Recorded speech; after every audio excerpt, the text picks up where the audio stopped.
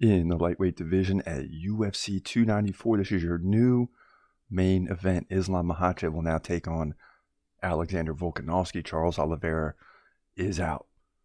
Makhachev 24-1, Volkanovski 26-2.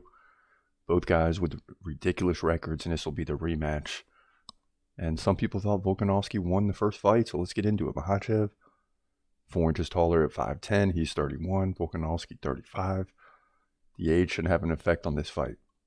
Makhachev fights left-handed. Volkanovski stands right-handed. Now, Volkanovski is very active, and that's what caused problems for Makhachev in the first fight. And he can defend takedowns or go to the ground.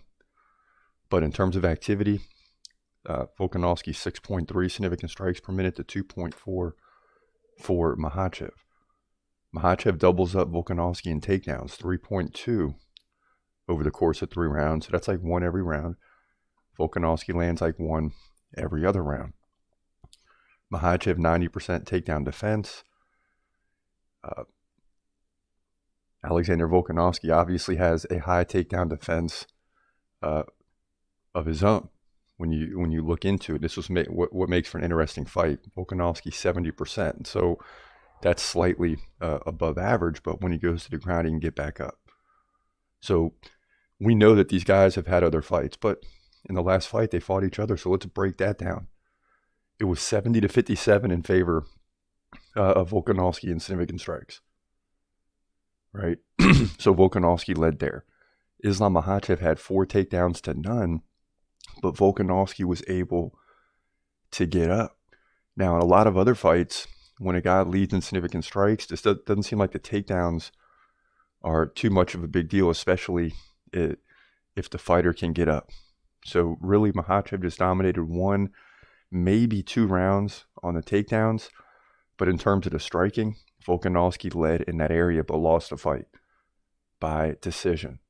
So we get the rematch. Now, Makhachev was on a major tear before that. He still is. He's won like 12 or 13 straight over Charles Oliveira, Bobby Green, Dan Hooker, and so on.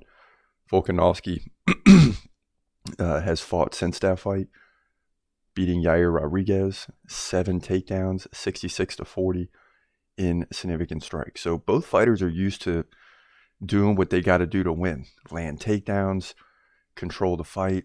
It's a little bit tougher for Volkanovski to do than it is for Makhachev. But in this rematch, both guys are going to be better. Volkanovski is going to be more prepared. He may try to land some takedowns. He may try to take more chances in the stand-up game. Makhachev is going to be better because he took Volkanovski down and Volkanovski got back up. He's not able to match Volkanovski in significant strikes, so it just makes for a very interesting fight. But I can't go against Islam Makhachev. I mean, Volkanovski can come up here and steal the belt.